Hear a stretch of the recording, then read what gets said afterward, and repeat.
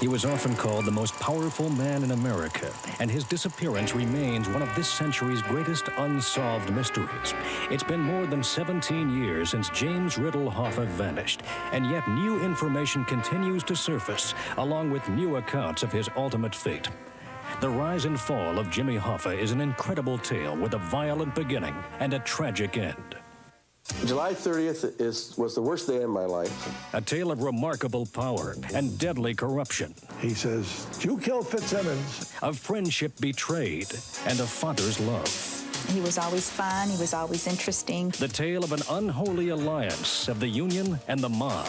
He says, well, we can't back off. We're gangsters. We're not Boy Scouts. A vicious blood feud between a president's brother and a man who could shut down the country. Bobby Kennedy saw in Hoffa his own worst qualities. A tale of strange claims that a man who left us nearly 2 decades ago may still be alive. Hoffa is now sailing on a beautiful vessel off the Greek Isles, laughing at us all.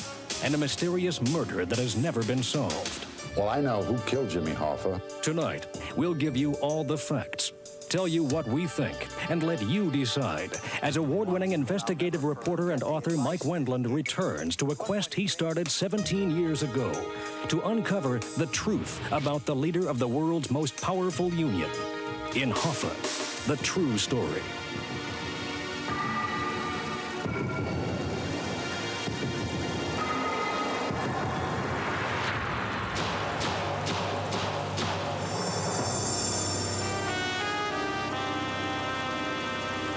Hello, I'm Mike Wendland. It was 24 hours before news of James Hoffa's disappearance was leaked to the press back in the summer of 1975. I was then a reporter for the Detroit News and one of the first sent to the scene. I remember calling our veteran labor columnist for background. He'd grown up covering Hoffa and the Teamsters, and his voice was tight. "He's dead," he told me. "How could you know that?" I asked. "Because I know Jimmy Hoffa," he said. "And if Jimmy Hoffa ain't called home within 24 hours, Jimmy Hoffa's dead." By most accounts, this is the last place James Riddle Hoffa was seen alive. The Macus Red Fox restaurant occupies one corner of a shopping center about 15 miles from downtown Detroit. On Wednesday, July 30th, 1975, at about 2 p.m., Hoffa arrived here to meet with 3 men, all of them with close ties to organized crime. None of the 3 showed up, and the always punctual Hoffa waited for at least an hour and a half. Witnesses said he looked impatient and angry. Finally, someone picked up Hoffa. His car was found later still parked near the Red Fox. But this is really almost all we know for sure about the actual disappearance of James R. Hoffa. And even these facts are disputed by at least one of those you'll meet tonight. He was never at that restaurant. I'm convinced that his car was brought to that restaurant parking lot. I always was convinced of that. In the wake of Hoffa's disappearance, numerous stories emerged purporting to explain what happened to him and why. They've continued to surface even to the present day. But then myth, fiction, and fact are all part of the Hoffa story from beginning to end. That's probably inevitable with a larger-than-life character like Jimmy Hoffa. But tonight, we'll examine all those facts, the lies and the legends, and gauge the veracity of conflicting voices, and do our best to bring you Hoffa, the true story. In a moment, the young Hoffa's desperate bargain that 4 decades later would lead to his fall.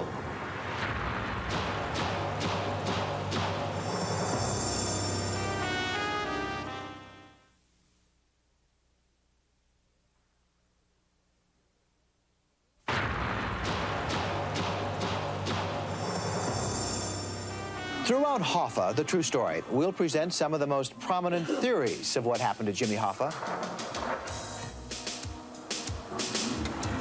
One of the most widely believed theories holds that Hoffa's body was placed in the trunk of a car that was then crushed and smelted. The former Teamster boss, it was said, was now a hubcap or a fender. I met Jimmy Hoffa only once, but I'll never forget the advice that he gave me. At one point, he grinned and he playfully punched me in the arm and he said, "Listen, kid, you want to get ahead as a reporter, you talk to guys with dirt under their fingernails, not those suits and ties who sit in the big offices and never get out on the street." We need you, brother. Jimmy Hoffa was born in Brazil, Indiana in 1913, the son of a Pennsylvania Dutch coal miner father and an Irish-American mother. His dad died when he was 7, and his mother moved with her 4 children to Detroit.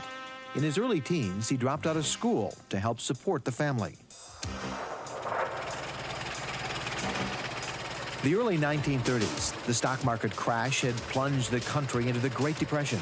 Jobs were scarce, poverty and despair plentiful. People young and old did what they had to do to survive. When Jimmy Hoffa was a young man, he and his brother Billy were teamed up with the Kirdoff brothers, and they were reputed to be fur bandits, stealing furs in order to sell them. Of course, the market for selling furs is not easy. You have to find an outlet, either it has to be a fur store, but the easiest outlet to find is the mob, which can dispose of any kind of stolen property, because they have the apparatus to do that. And Jimmy's and his brother's relationship with mob guys goes way back to their youth, when they were reputed to have been involved in that kind of activity. Fiction or fact, one thing we know for sure, while the young Hoffa was known as a tough little street fighter, he often worked 2 jobs, one of them here at Detroit's old Fort Street produce terminal, unloading trucks. He was aggressive. He loved to work and work hard. 80-year-old Robert Bobby Holmes started in the labor movement with Hoffa from day one. And about the time farm workers were striking growers in California, the 18-year-old Hoffa and Holmes led a walkout against intolerable conditions on the loading dock in Detroit. Within a year, both Hoffa and Holmes were working as organizers for the Teamsters. Jimmy had a slogan, if it moves, sign it up. But in the rough and tumble world of union organizing in the 1930s, employers often used thugs, goons, and mobsters against the union. And the power of the police almost always sided with management. Hoffa bragged that he'd been arrested numerous times and had the scars to prove it. The police, he'd say later, would beat your brains in for even talking union. In those days, he would approach drivers sleeping in the cabs of their trucks, knock on the door, and before they could do something out of self-defense, something to him, he would get the whole thing in. Hi, my name is Jimmy Hoffa. I'm an organizer for the Teamsters Union, and he would talk very, very fast, and usually quite persuasively. He was an amazingly hypnotic, persuasive guy. Jimmy might argue with you, but when you got his word, you had his bond. In 1936, Hoffa met his future wife, Josephine, on a picket line. My mother was a laundry worker. They had a strike, and the Teamsters stopped to see if they could help them on the picket line. And apparently, from what I've heard, it was love at first sight. Within 2 years, a daughter named Barbara arrived, and 3 years later, a son, James P. The International Brotherhood of Teamsters was growing rapidly, and the power of the union movement was on the rise. But the cost was often high.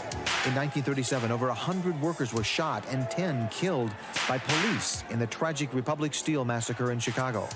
Ironically, one of Hoffa's toughest battles in the early 40s was not with an employer, but with a rival union, the CIO.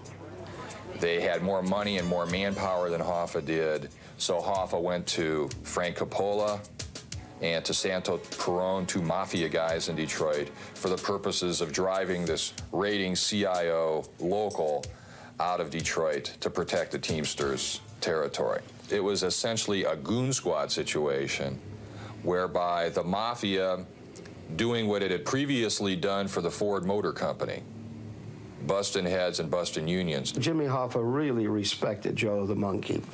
He loved him like a father that... Marty Bacco, then a Detroit radio commentator, was a confidant of the city's Jewish mob, the Purple Gang. He says Hoffa turned to them as well. He needed clout, and he knew where he'd get clout. There was the infamous Detroit Purple Gang, so he befriended Joseph Joe the Monkey Holtzman, who was an aide to Harry Fleischer, who was then head of the infamous Purple Gang. So Hoffa learned the advantage of gangster support. Only later would he also learn the cost of his desperate bargain with the mob. Henceforth, the mafia and other organized crime elements would always have a hand on Hoffa's shoulder. Throughout the war years, Teamster President Dan Tobin used Hoffa as a roving troubleshooter. The Teamsters guaranteed labor peace and continued to grow.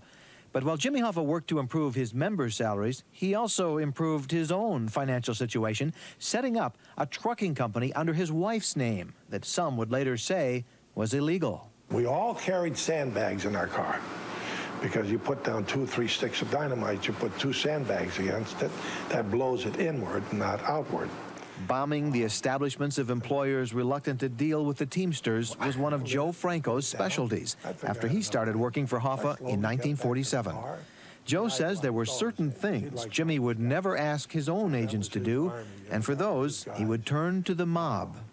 I would say that 95% of it was in-house, but the bad stuff was about 5% out of the house. And he would hire that.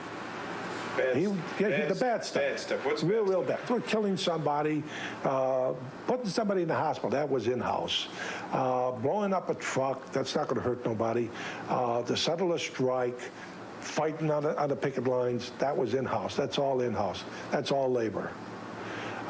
But the other stuff that would be considered heavy duty, then he would go outside and buy it.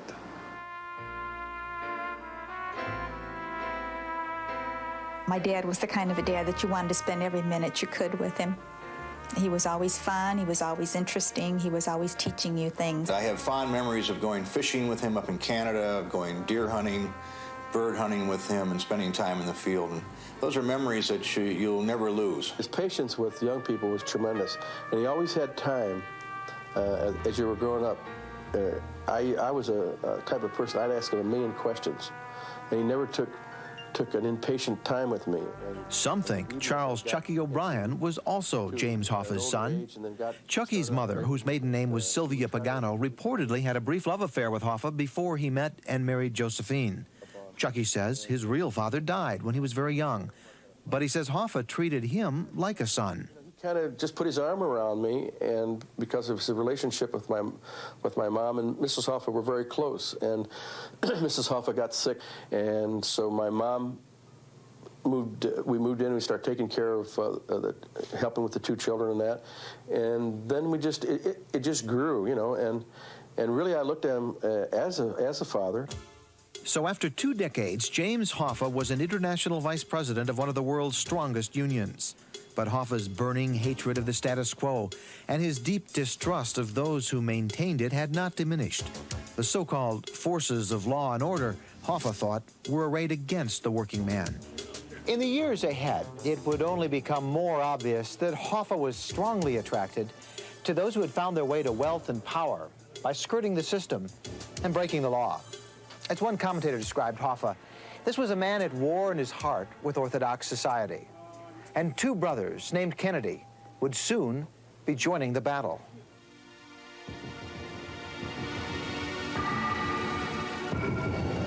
When we come back, the blood feud begins.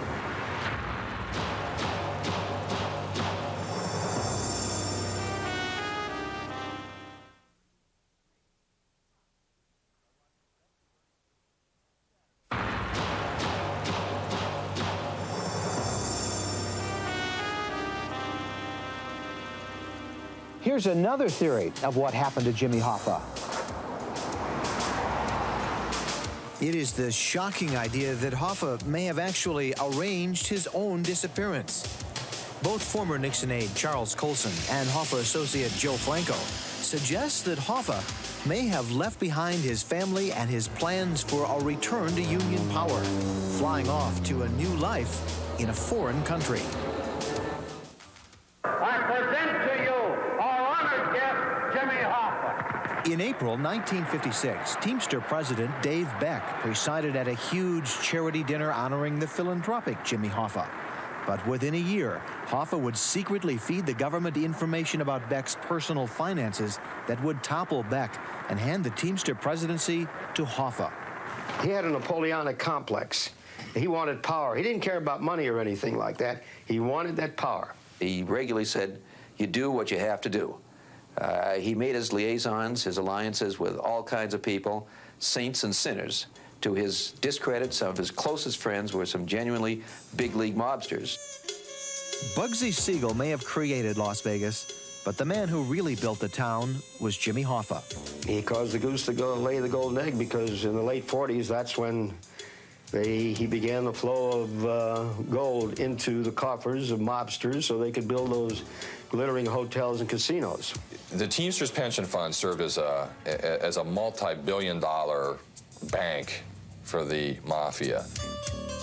Loans from the pension fund to the mob were running into the hundreds of millions. Both Hoffa and the man he put in charge of the pension fund, Alan Dorfman, were allegedly lining their own pockets with kickbacks. Dorfman's Chicago family had strong mob ties that went all the way back to Al Capone. And it was that kind of organized crime connection, along with charges of illegitimate personal gain, that drew the spotlight of the McClellan Committee hearings into labor racketeering in February of 1957. Driving the committee was the politically ambitious young senator from Massachusetts, John Kennedy, along with his younger brother, Robert, as chief counsel. They viewed organized crime as being the enemy within, and they viewed Hoffa as being part of this conspiracy of evil. He perceived Bobby Kennedy as a rich man's son who had never worked. He felt that my father and anybody who was a working man or with the unions was something dirty. He was a close friend of yours? I knew Joe Holtzman. He was a close friend of yours? I knew Joe Holtzman. He was a close friend of yours? Just a moment. I knew Joe Holtzman. He wasn't any particular friend of mine. Well, I think Bobby Kennedy saw in Hoffa his own worst qualities. Both men were really amazingly similar, despite the fact that one clearly was an Ivy League aristocrat and the other a 7th grade dropout. I don't intend to have the impression left that's been stated publicly that I'm controlled by gangsters. I am not controlled by them. Mr. Hoffa, that would make a great deal of sense. I'd be very sympathetic if it wasn't for the fact that a majority of these people are in the Central States Conference. And people under your jurisdiction, you've got people in Detroit, at least 15 who have police records. I say you're not tough enough to get rid of these people then. Well, I don't propose to... You haven't moved tough. against any of them. I don't propose to act tough, and I will follow the Constitution of the International Union. Is there any question? A month after Hoffa's defiant appearance, the committee cited him for more than 80 improper activities, ranging from labor racketeering to collaborating with organized crime figures. Hoffa, it said, was a dangerous influence in the American labor movement. And jubilant Jimmy Hoffa sweeps in as new president of the Teamsters. Despite all the negative publicity, the Teamster Convention voted 3-1 to make Jimmy Hoffa its new international president. From now on, Hoffa would spend less and less time at the family's modest home in Detroit or at their cottage in suburban Lake Orion. He would make it back for special occasions like daughter Barbara's college graduation. But the chance to relax with a fishing pole was rare, and Josephine was often left to her own devices to battle the twin demons of alcohol and intense loneliness. Hoffa was based now at Teamster headquarters in Washington, and he was traveling the country at a feverish pace, defending himself against a mounting series of criminal charges, from bribery to wiretapping his own Teamster subordinates. In each case, either he was able to beat the charges or they were dropped, and his popularity with his rank and file remained high. Frankly, I don't get worried about much. Or I would probably have no hair or all gray. I, John Fitzgerald Kennedy, do solemnly swear. The election of 1960 brought the appointment of the new president's brother as Attorney General. Bobby Kennedy was the greatest crime fighter this country has ever had, and he was determined to bring Jimmy Hoffa down. Joe Franco was having legal trouble of his own and was at a meeting at the Justice Department when Robert Kennedy walked in to say he wanted something on Hoffa. Tell me anything you heard. I don't care if you make it up. As long as we can go into a grand jury with it, he says, now I'll carry the ball from there. And I'll give you 5 years of immunity. Kennedy and his Get Hoffa squad brought their first case against Hoffa for accepting illegal payments from employers. Chucky O'Brien, traveling with Hoffa as an aide, says Hoffa employed his favorite wiretap expert, Bernie the Bug Spindell. I worked with Bernie. We bugged the judge's office, the judge's phone in Chattanooga, and we wired the FBI. I mean, they were doing it to us, so we did the reverse. The trial ended in a hung jury, but about this time, Hoffa reportedly talked with a Teamster official named Edward Grady Parton about bombing Robert Kennedy's home. Years later, Parton would tell organized crime expert and author Dan Moldia about the conversation. I want some plastic explosives. I want, when they go off, they'll burn the goddamn ass, burn all them something up. And I said, you mean the kids too? He said, that's right. So they belong to that something, don't they? I said, now wait just a goddamn minute. I said, I ain't gonna be no part of listening to nothing about kids being killed. Some of Hoffa's friends were concerned about Jimmy's increasing rage at the Kennedys. I said, you know, Jimmy, you can't fight the United States government. Take it easy. He says, well, we can't back off. We're gangsters. We're not Boy Scouts. In the early 1960s, the FBI in Detroit succeeded in bugging the office of two of the city's top mafiosi. Agents eavesdropped as Anthony Tony Jack Giacalone, his brother Vito, or Billy Jack, and their friends talked about gambling, loan sharking, police payoffs, and murder. These 2,000 pages of secret mob conversations have never been used in court and had been locked away in a government safe. They were leaked to us by our federal source who felt they were too important to be kept from the public.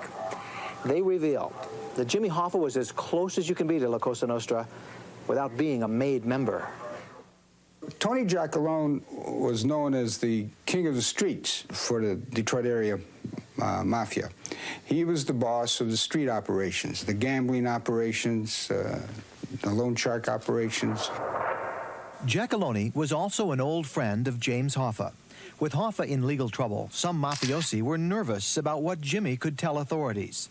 But in a conversation recorded on November 27, 1963, Giacalone argued against the suggestion from a mafia don's son that they grab that Jimmy Hoffa. Jimmy Hoffa is the type of guy you can't bulldog, number one. Number two, whose connections do you think are keeping me out of jail? This is our connection. 3, I could never do this to him. 3 weeks later, Tony Giacalone, who was under indictment for police bribery, talked about how Hoffa had helped him by giving the presiding judge a $10,000 bribe. According to Joe Franco, the money may have had a strange smell because Hoffa kept a cash supply in a basement sewer trap. This is what I was told, and I smelt it because I had to deliver it. I said, where the hell did he keep this stuff? In the sewer trap. Chucky O'Brien called Giacalone Uncle Tony. Once, while talking about Hoffa's legal troubles, Giacalone told him, I don't like to do anything by the law. I never want anything by the law. And Chucky responded, there's no question about it. The FBI also bugged the Detroit apartment of Chucky's mother, Sylvia, who at the time was Tony Giacalone's mistress. Sylvia was a close friend of Josephine Hoffa, and Giacalone and the mob kept close tabs on James Hoffa through that connection. Giacalone would visit Sylvia at the apartment and often brought along a mob friend named Tony Cimini as a companion for the lonely Josephine. Chucky and the Hoffa children deny any of this happened, but the evidence of the FBI tapes is overwhelming. Let me tell you about tapes. You can do anything electronically you want with tapes. I'm convinced that they fix tapes the way they want to fix tapes, okay? The FBI transcripts also showed that when Josephine Hoffa's relationship with Tony Cimini became known to mafia leaders in Detroit, they expressed their displeasure to the Giacalones. Eventually, James Hoffa would learn of this, and according to some, that discovery may have begun a series of events that would ultimately seal his fate. Coming up, Hoffa in a prison brawl with an old friend who later plotted his demise.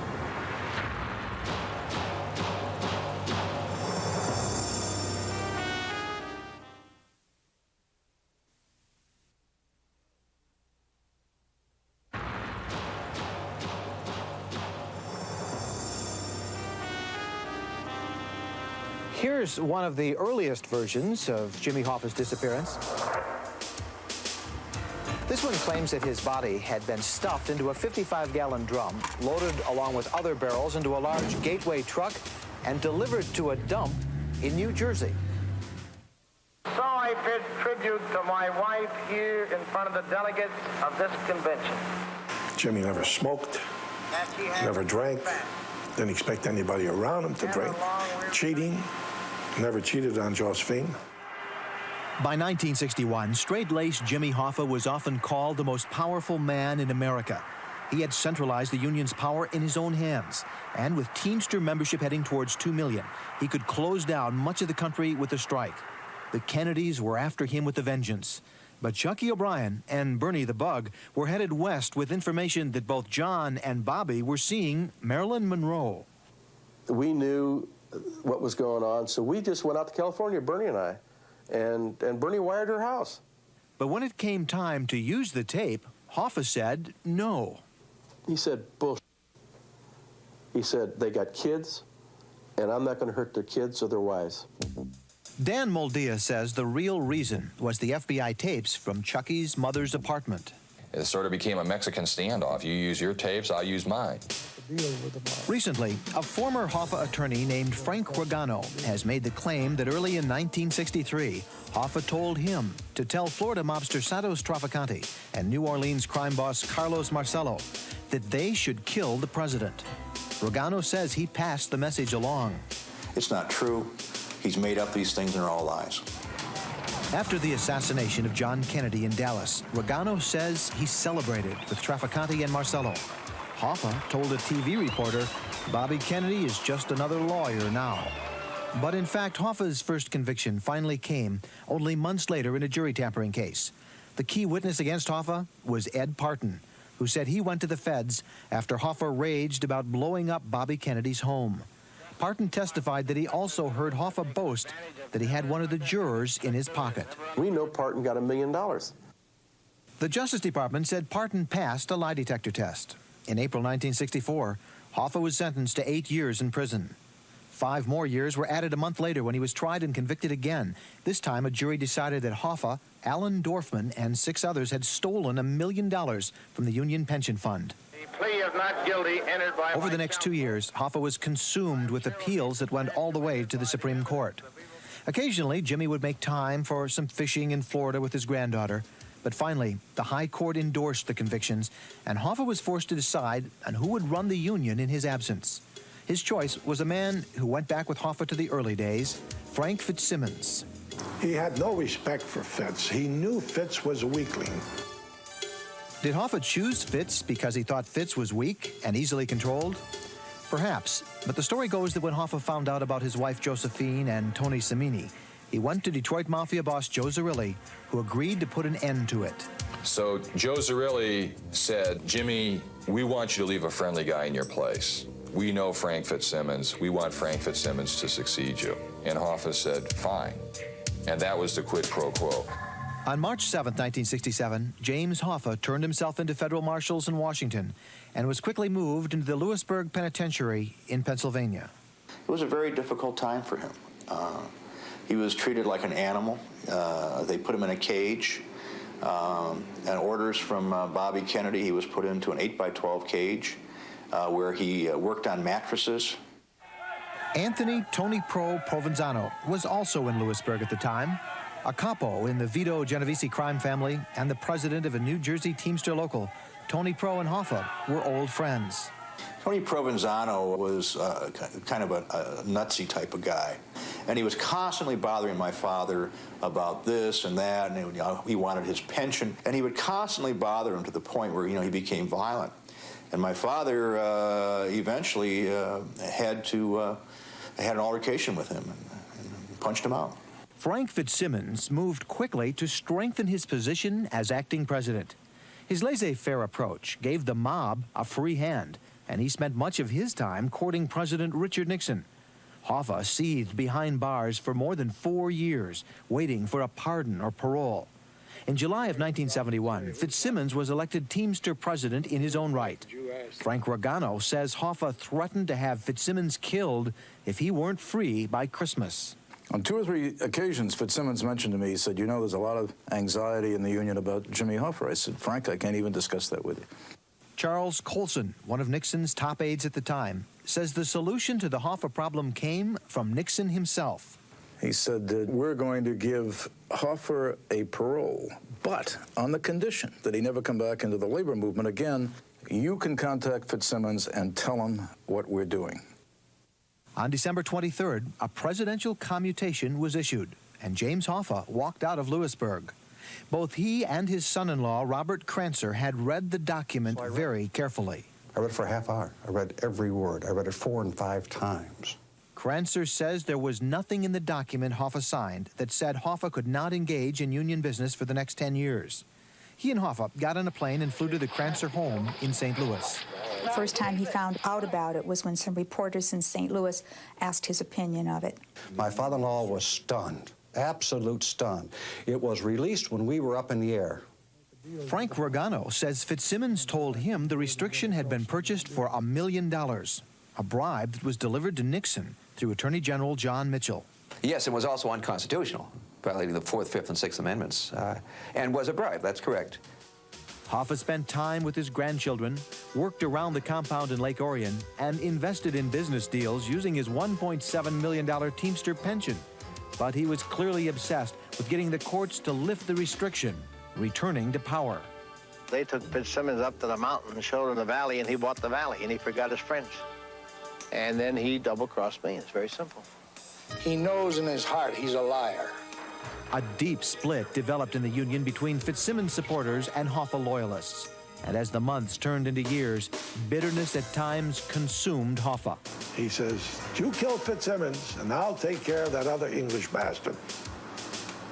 I says, hey, I ain't killing nobody. Franco says Hoffa's remark about that other English bastard referred to his old friend, Bobby Holmes.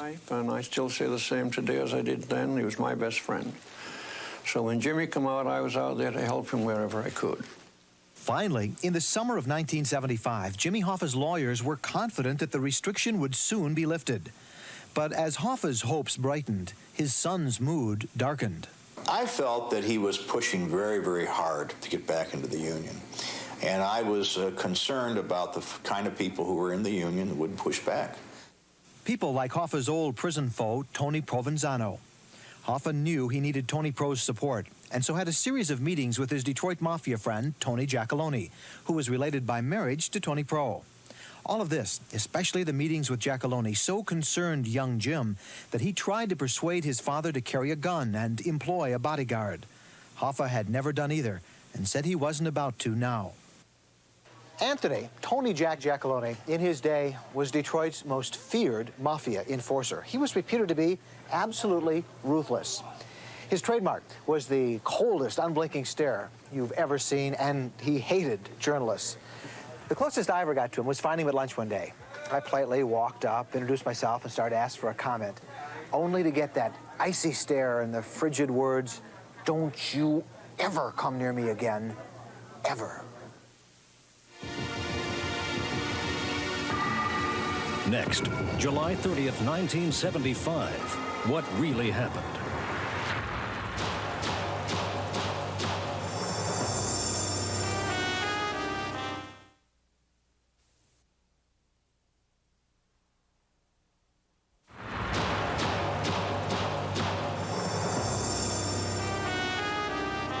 One of the most recent stories about the Hoffa disappearance came from a federal prison inmate. The man, who insisted on remaining nameless, said that he and 3 others abducted and drugged Hoffa, drove to Chicago, and dropped him into the waters of Lake Michigan. 3 weeks before James Hoffa disappeared, a car belonging to Frank Fitzsimmons' son, Richard, an official with Local 299, was bombed in Detroit. It was a flashpoint in the ongoing war between Hoffa and Frank Fitzsimmons. Are you absolutely certain that no one within 299 had anything to do with that car bombing? I would bet my life on it. On July 30th, 1975, Jimmy Hoffa left his Lake Orion home about 1 p.m. On his office calendar, a note said TG, 2 p.m., Red Fox.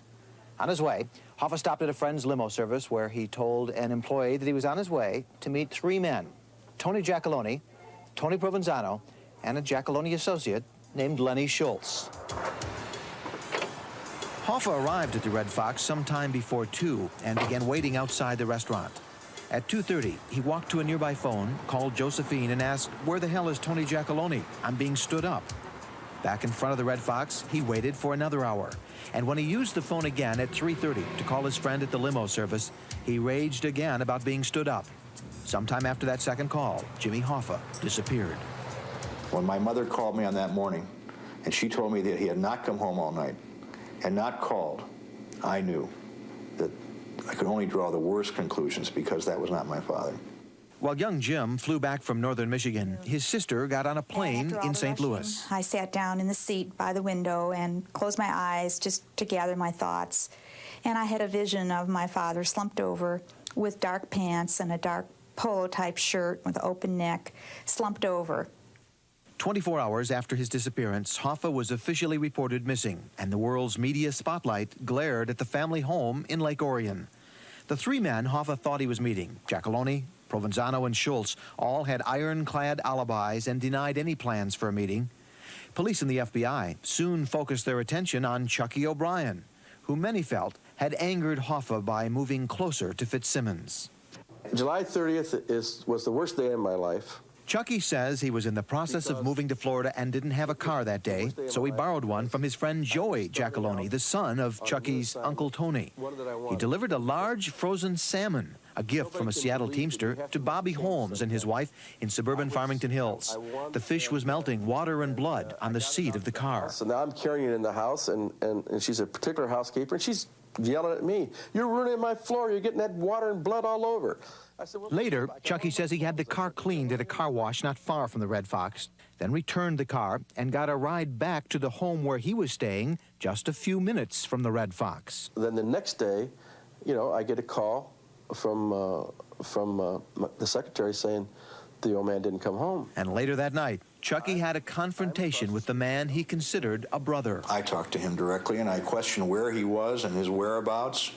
I just felt that there's no way that somebody as close as we're supposed to be should even question, my whereabouts or my actions and so forth.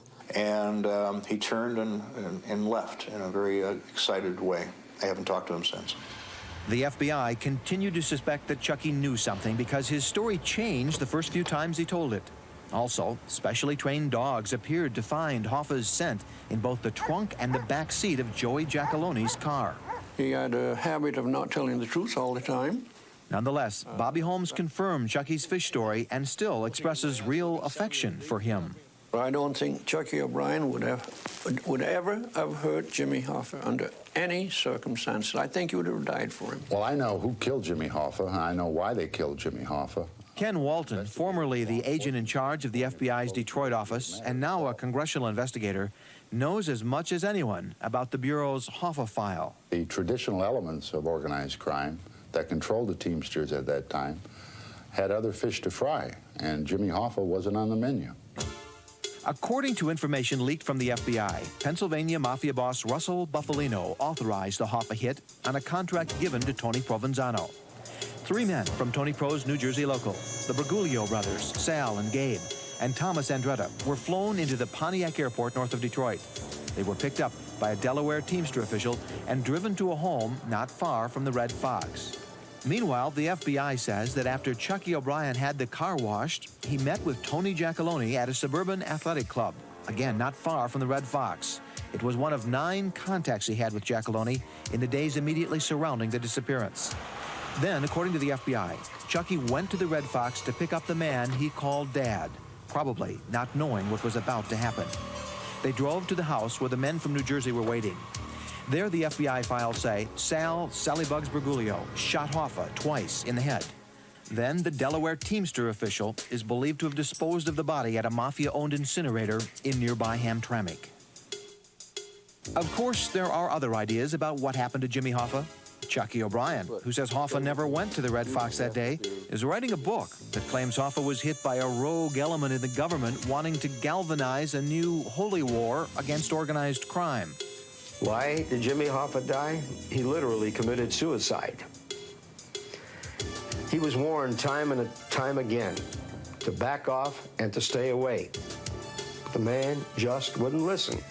Marty Bucco, who became one of Hollywood's top labor fixers while keeping his ties with big-time mobsters, is also writing a book. His mob friends say the FBI account is accurate with 1 or 2 exceptions. He was buried someplace within a 20-minute radius of the Red Fox. Right. Joe Franco has already published a book, Hoffa's Man. He offers the astonishing claim that he was at the Red Fox himself that day. He says he recently had caught his wife cheating and so followed her to a beauty shop in the same shopping center. All of a sudden, I turned this way and I looked. I said, holy Christ. I went, oh, my God, it's Hoffa. Franco says he was too embarrassed by his wife's infidelity to approach Hoffa. He says he watched from his car for an hour as Hoffa paced and waited. Then he says a car finally pulled up with 3 men in it, all of them with the look of federal agents. And they knock on Jimmy's window, and Jimmy rolls the window down, and you can see them kind of having conversations. And the old man, sharp, he ain't getting out of the car until they identify themselves. After more conversation outside the car, Hoffa finally got in with the government agents and drove away. Franco says he followed the car all the way to the Pontiac airport, where he watched as Hoffa headed for a prop jet. All I could see was Jim with a big smile on his face, reaching up. I could see a hand come out, shaking hands with him, and help him up the staircase. And then all of a sudden the staircase came up, and off goes the props, and off they go. There were a lot of people that wanted to kill Hoffa. He had a lot of organized crime connections. Finally, Charles Colson surprised us by suggesting that Hoffa might have arranged his own disappearance. The former Nixon aide and later general counsel for the Teamsters says the IRS told him in July 1975 that it was about to stick Hoffa with a huge tax bill. That, says Colson, plus the dangers and frustrations of Hoffa's life, could have induced a quick getaway. And the fact that he was last seen with a friend when he was alive always, to me, lended some credence to the possibility that Hoffa is now sailing on a beautiful vessel off the Greek Isles laughing at us all.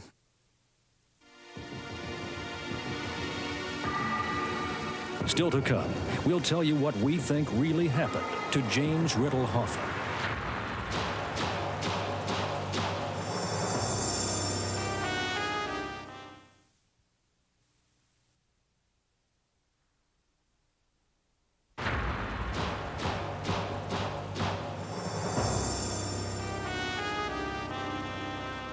The disappearance of such a powerful man has prompted many false claims about what happened to Hoffa. The latest comes from Donald Francos, a convicted murderer, who says he was spirited out of prison to kill Hoffa.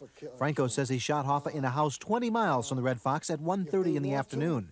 But that's before Hoffa even arrived at the Red Fox. Fueling such stories is the fact that the government has never closed the case. In the months following the disappearance, a grand jury in Detroit hauled in Chucky O'Brien, Tony Provenzano, Sal Briguglio and his brother Gabe, Thomas Andretta, and of course the sweet-tempered Tony Giacalone. Most pled the Fifth Amendment or were less than cooperative. It'll never be prosecuted because the information, the admissible evidence, comes from informants who requested confidentiality and wouldn't testify even if subpoenaed because they'd be killed. Much of the information is from people who are dead. Death has indeed claimed a number of key Hoffa players. Sal Briguglio, the alleged triggerman, was gunned down in New York's Little Italy in March 1978. 22 months later, Alan Dorfman, the mob's man in charge of the pension fund, was also cut down in suburban Chicago. And Tony Provenzano died of a heart attack in prison in 1988. But what about those tabloid claims that Hoffa is still alive? He's dead, otherwise he'd be back. Hoffa's son, Jim, a Detroit attorney, and his sister Barbara, a circuit judge in St. Louis, have filed suit to have a look at all of the FBI records. And several FBI agents have made public statements that they have solved the crime, but they don't have the proof. And I would like to know what they know. Barbara and Jim's mother, Josephine, passed away in 1980. I say the happiest day of her life was when he came home from prison, and the saddest day of her life was when he disappeared. And after that, the spark was gone from her. Jimmy Hoffa's legacy, he is still revered by many, especially among the rank and file, as the man who improved their lives. But he is also scorned by many, including many labor leaders, for giving the labor movement a black eye. Hoffa's disappearance brought the government's full weight down on organized crime and labor corruption. Today, the Teamsters Union is both cleaner and more democratic. So what really happened 17 years ago? There is no evidence that a rogue element in the government set up a Hoffa hit. Joe Franco's own book contains substantial variations from the story he now tells us.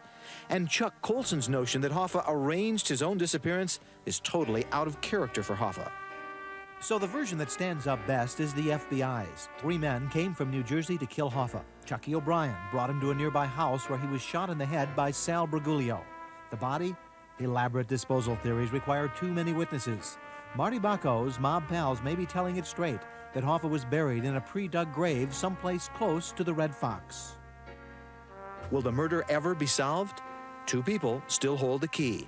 The aging retired mobster Tony Giacalone and the bankrupt Chucky O'Brien, who says he's now driving a truck. Jimmy Hoffa's son and daughter, Jim and Barbara, staunchly believe that their father was a good man who did great things for the American worker. We admire their devotion, even if we don't always agree with their perceptions. But on one thing, we are in full accord. After more than 17 years, it's time for the FBI to open up all its files and tell us everything it knows about the disappearance of James Hoffa. Privately, the Bureau says the case is closed. In public, the case remains open, and therefore the Bureau says it can't release the files. It makes you wonder, what are they hiding? I'm Mike Wendland. Good night, everyone.